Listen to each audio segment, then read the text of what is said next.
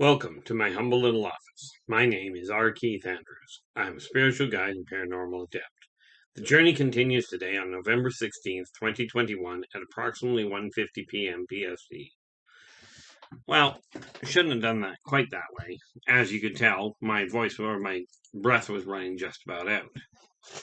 Now, I had a really neat surprise today. Got an early Christmas gift. Now, I've shown you this one before. Okay, that's the one. That ring is from my brother when he passed away. This is the one that matters. This is the newest one that I'm referring to. That neat little ring just got from that is a replica of the Lord of the Rings of the One Ring from the Lord of the Rings. The surprising part is that it actually fit, which, in all fairness, I wasn't expecting it to, and apparently neither was my other half. But the fact that it fits, I'm really happy with. And that's just a minor little sidetrack here. Anyway, I build myself as a spiritual guide because the tools that I offer I was sent back to this world for one purpose and one primary purpose only. And that is to spread a simple message, okay, to everybody in existence. That message is that working together, we can make this a better world for virtually everybody. But in order to attain that, in order to complete that goal, I do require the assistance of everybody I come in contact with. Okay, not just the people on video. Okay, this message has to be carried to everybody out there. Now, there's this neat little concept of 6 degrees of separation, which really boils down to between yourself and anybody in existence on the planet today. And probably off the planet, in all fairness, there's only 6 people between you. In other words, you know somebody, they know somebody, go down the road 6 times, and there's a connection. Okay. And this is why I say, working together, we can make this world a better place for virtually everybody. There's certain to be people that don't fall into that category, that do not, that really don't desire to work with others. Okay. Now, from my standpoint, it's real simple. Get a goal in your head, something that you desire to accomplish, whether this is a pipe dream. Now, for those of you that are young, okay, or for that matter, for those of you that are still young at heart, okay, number one, you don't have to have your life in order by the time you're 20. Heck, I got my first book professionally published when I was 56. Okay, the dream came up when I was 15. I had a client a while ago that had really desired to be a doctor. She desired to leave school and go on to become a doctor right away. She did not become a doctor until 60. So what I'm saying is, if you don't have your life in order by the time you're 20, don't panic on it. Very few people do. The reality in my experience is that people don't actually seem to know what they desire to do when they get older until they're in their late 40s, early 50s. Okay. So if you've got a dream that you've put on hold, a goal that you've put on hold, you may not attain it by the time you get to the age you were hoping to. But as long as you're still breathing, it's still doable. Okay, excluding the age thing. Now, where it comes to passing this message along, every tool that I offer people, if it applies to me, I'm using them. If they don't apply to me, well, I've been doing this I've been doing it publicly since I was 10 years old. So for the last 48 years, I've been passing this message along to people. Okay. And I'm not planning on quitting anytime soon. But, okay, if you've been told you cannot accomplish something, first and foremost, take a line and take a page out of what my father taught me when I was a kid. Okay, we always learned this one poem, and in all fairness, I know what the poem was titled, but I really do not have a way of telling you the entire poem. Okay, the poem was titled Can't. And the only line that really stuck out for me was the term "can't is a word that is foe to ambition." Well, I took that to heart. I took it to extremes, in all fairness. As in, I was told, I'd been told as I was growing up, and this was way after this happened. Growing up, I was always told that once you're dead, yes, you go to heaven and all that. I was raised Christian, but I was taught that once you get diagnosed dead by humans, okay, that's it. That's the end of the road on this world. Well, at 5 years old, I got diagnosed dead and shipped off to the morgue. I didn't agree, so I left. This is what I mean by I took the concept of can't and took it to extremes. Now, if you've got a goal that you desire to attain, absolutely focus on it and start making it happen. Even if somebody else has told you you're not good enough or your story isn't written well enough, whatever. Okay. I've seen people do phenomenal things. It really boils down to marketing. Now, one thing in particular that I don't need backup on, I saw somebody, they literally took a canvas, they painted it white, put a mild, simple frame around it, called it whiteout, and sold it for several $1,000s. He's now a published author or a published artist. Okay. Now, I hate to be the one to point this out, but well, no, I don't. But if that's what is called art, then frankly, as long as you can carry a bucket of paint, trip and spill it against the wall, you've got something you might be able to market. We talk about diamonds, okay, and people talk about the price of them. From my understanding of what I've been told recently, diamonds themselves are one of the most common stones on the planet next to granite.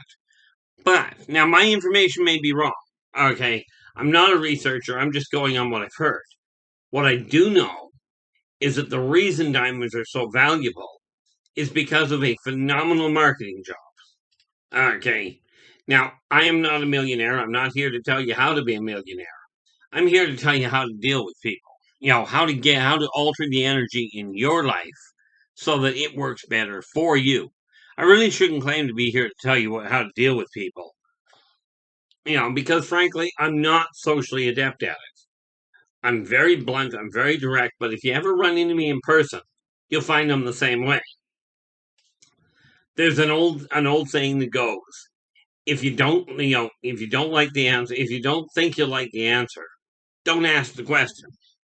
Because I do answer questions. I don't bother lying to people to make you feel better. I might just as well be straight up front about it. But this goal, when I started, I've been on the radio, on Spaced Out Radio, on spacedoutradio.com for a number of years. Okay. When the viewers on that station, because I'm on there on the ET connection with our Keith Andrews. Okay. Or vice versa. But, okay. The reality is that I've been on there, and the people that were watching really asked me to start putting information on the net. Hence, the journey was born on March 6, 2021. And I try and get a video out every day. Okay, utilizing the tools I personally use and the philosophies that I personally live by. This does not mean they're the only ones available. It just means they're the ones that I use and they work for me. Okay, and I am telling you, there is not a soul in existence that works on their own. Okay, everybody is connected, and working together, we can make things happen. Now, the neat part about it is this. Okay, all you have to do is get an idea in your own head that you're content with. Okay, get an idea straight that you personally like, and start moving the negative energy out of your way. In other words, the stuff that is not helping you attain the goals that you have. That's what you've got, what it is wise to start redirecting. You're absolutely right. I don't sit still much. Sorry. Just kind of, no, I'm not. Now, with that in mind, the whole video thing, honestly, was actually not really my strong suit. I never really saw myself doing this. At this point, if I miss doing it for one day, I feel like I've missed something out. A lot of the time, what I'm doing is running through things in my own head. Like I'll get an idea in my head, and all of a sudden I'm off in a different direction, which is pretty much the way it works. It's also why that set of shelves up there, you can only see the one end of it, but the fact that I can see that far after I get done this video, that's the first thing that's going to go. Okay, except the little figure up there. I'm going to leave him standing on the shelf somewhere up there, but the rest of it's going to go. The reason he's going to stay up there is because I got nowhere else to put him, and I don't feel like getting rid of him. Okay. Now, the videos, the message, extremely important. That's on a big scale. Okay. But I've got this other little goal that I've been working on. Okay. And I know I've mentioned this a fair chunk, but it dawned on me that it actually works. This storyline. Okay. I wrote the storyline back when I was 15 years old. Okay. I wrote the storyline when I was 15 years old. I was in grade 10. And here I am, 58 years old. The first one came out when I was 56. It came out in 2019. Okay. The sequel is going to be coming out, and it, quite frankly, due to problems I ran into, the sequel to The Birth of the Wolfpack is coming out next year, if everything goes well. And I'm only like 40 pages left from finishing final edit. As soon as it gets finished final edit, which is about a month down the road, I'm figuring. Once I get done that, it'll go to print immediately. Okay, so by early spring, and it's already been set in motion, because Birth of the Wolfpack is already available on Amazon or through me, and if you look at the list below this video, you'll find a whole list of ways of getting in touch with me. The big difference between a book out of Amazon and a book from my own personal side is twofold. One, from me directly, it's a lot more expensive. Sorry, that's the way it goes. But it will be signed, and the pictures inside are color. Okay, the maps are all color. On the one in Amazon, everything is black and white, and I'm not signing the ones from Amazon unless you bring it with you when you finally do get around to meeting me. Okay, so with the Birth of the Wolfpack, I started off with a group of people. Okay, well, in all fairness, I started off with Jeremiah Wollstrock, the primary protagonist throughout the series, although the name does change a whole lot. Now, these are not necessarily new concepts. The story itself is mine. I can quote people along the line. Different authors that I've read through before. Okay, now I don't read a whole lot of science fiction or science fantasy. Okay, but Jeremiah, in The Birth of the Wolfpack, Jeremiah comes along and collects up a whole pile of people through circumstance, through deliberate searching them out, to work with them. And you'll find with these people that they are absolutely, they are a very ragtag group. But it's based on things I've gone through. Now, there was an old series called Dragnet. Okay, people my age may remember it. And one of the leading statements they made on that show, was the names and places have been changed to protect the innocent. And when I first wrote The Birth of the Wolfpack, I had put at the beginning of it, I'd literally written any similarity between characters or people or places that appear in the book are purely coincidental. And I looked at this and went, no, I'm not going to lie to you. Virtually, and not all of them, but virtually every character in the book, okay, virtually every character in the series is either based on a character that somebody else built, based on a character I built, or based on a personal experience and personal place that I had actually been to. Okay. So there is no coincidence. Some people will notice the similarities. They'll notice the links. And what I did with the Birth of the Wolf Pack is it basically wrote itself. Okay, and Jeremiah goes about he connects with this group of people. But as far as I'm aware, now there's a lot of fantastic science fiction writers out there. Science fiction or science fantasy. For me, 3 or 4 of the ones that I like, that I read a lot of, okay, would be J.R.R. Tolkien, okay, author of The Hobbit, The Lord of the Rings, you know the series. Okay, the Hobbit was the first story I ever read, the first full book I ever read that I just found I could not put down. Could not or would not, I'm not sure which. But it caught my attention really strongly. Okay, I did manage to, I used to read Piers Anthony, okay, the juxtaposition series. Okay, Anne McCaffrey of the Dragon Riders of Pern fame. Robert Adams of the what was it now? Clan of the Horsemen.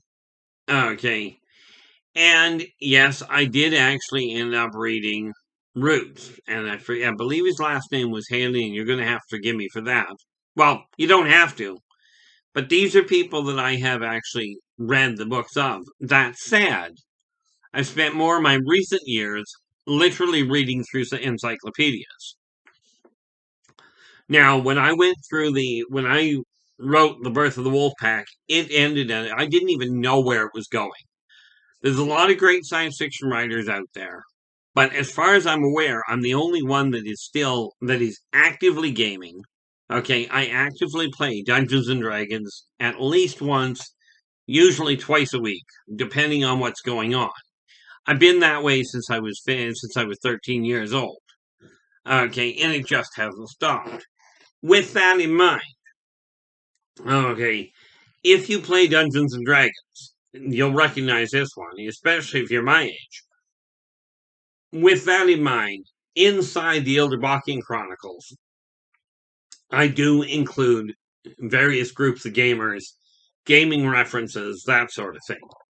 Okay, to the point, in the birth or in the end of an epic, this is what's called a spoiler. There is a magazine, a dragon magazine, that is found in the ruins that gets turned back over to Jeremiah. Dragon magazine number 66. Okay, if you look it up, Dragon magazine number 66, to gamers it'll make a lot of sense. It's the only reference that I know of where the Thieves' Cant was actually written. Now, bear in mind, this is science fantasy. Okay, now, the Yldrbacian Chronicles, depending on who you talk to, is science fiction, science fantasy, depending. Okay, Birth of the Wolf Pack in itself is actually post-apocalyptic. But as you wrap around and you carry through the series, you'll find out where the science fantasy comes in. Now, I didn't even know, as with most gamer situations, you start off. I just picked a bar to start in.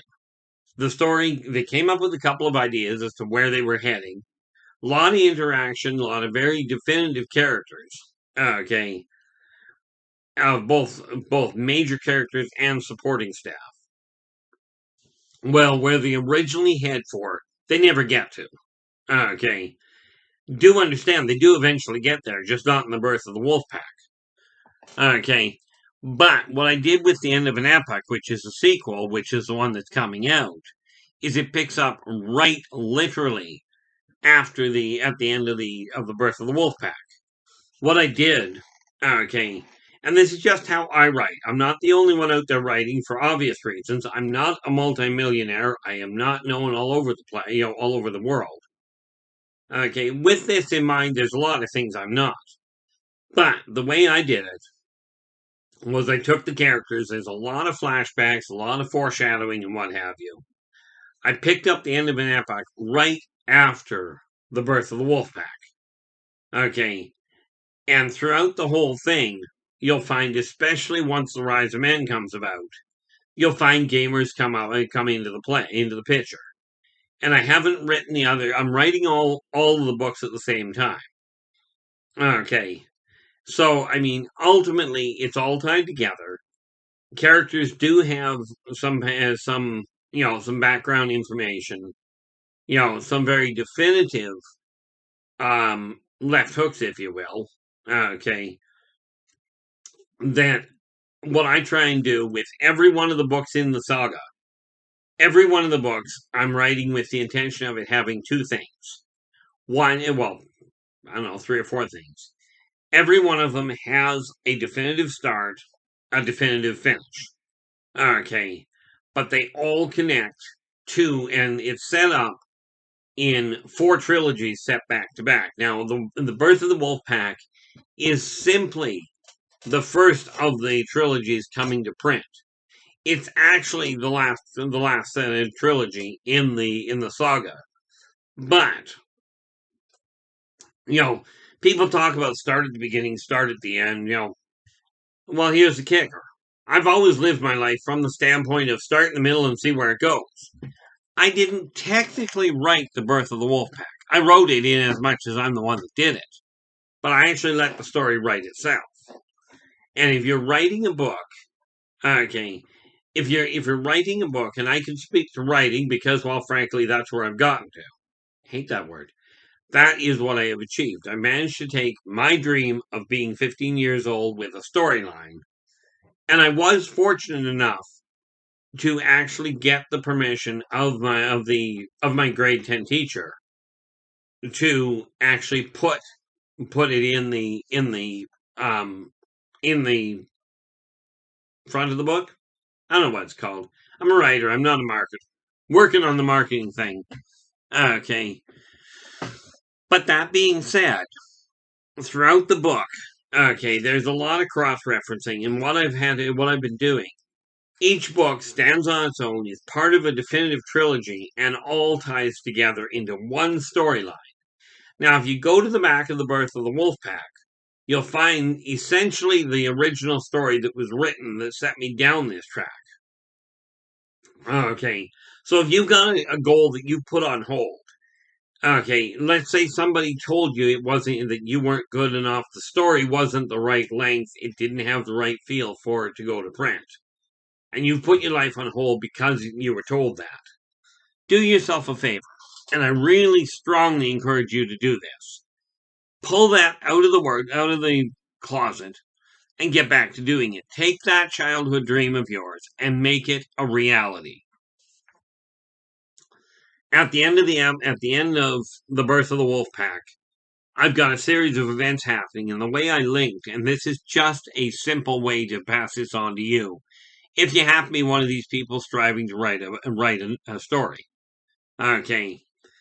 For me, to link the two together so people could pick it up, I take the last part of the last chapter of The Birth of the Wolf Pack and use that for the prologue in the end of an epic.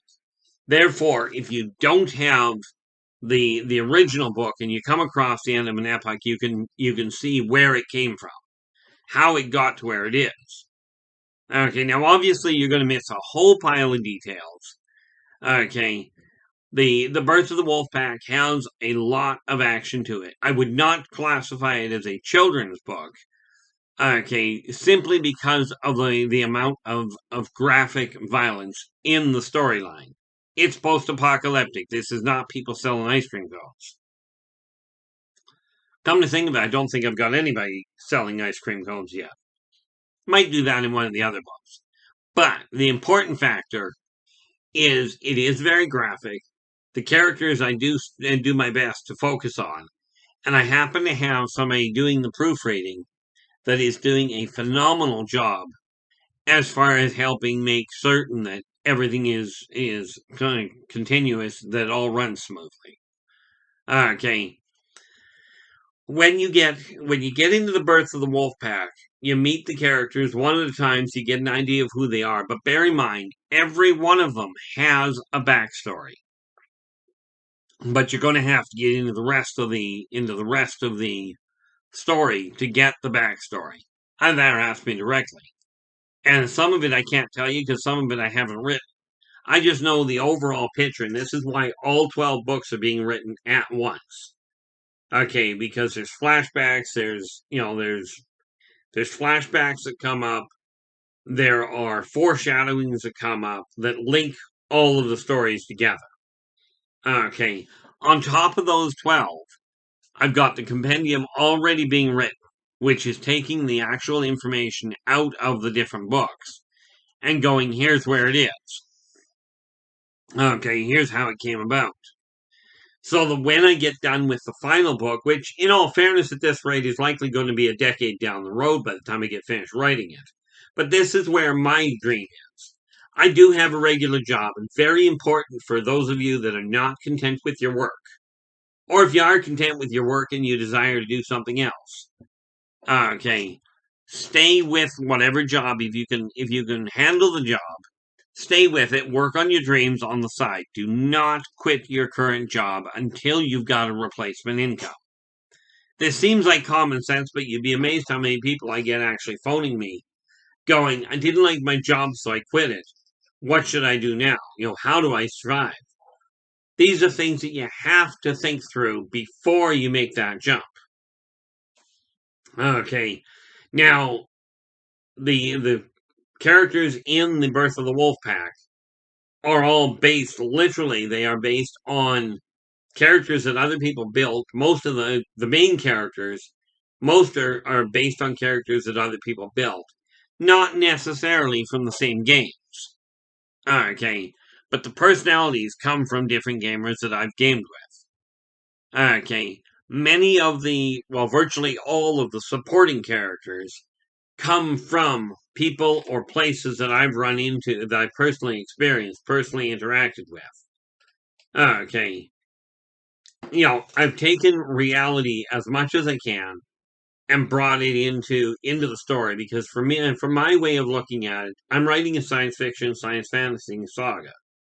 And my goal is so when you read it, that you get lost in it to the point that the rest of the world doesn't really count for that little while. It's a way of giving you an escape from the physical world. Okay, just one of those important. This is, from my standpoint, this is what writing is about. Okay, take another view of the world and put it together. Now, I will be back again tomorrow. I keep these to a half-hour mark for a reason. If you like the video, give us a thumbs up. Okay. And absolutely subscribe to the channel. I'm going to be dealing with a couple of other things in the next little while here, but give us a thumbs up, subscribe to the channel, and don't forget, when you subscribe to the channel, hit that alert button to let you know when the next one coming out is. I will be back again tomorrow. Okay, until then, take care of yourselves and each other, and for pity's sake, stay positive.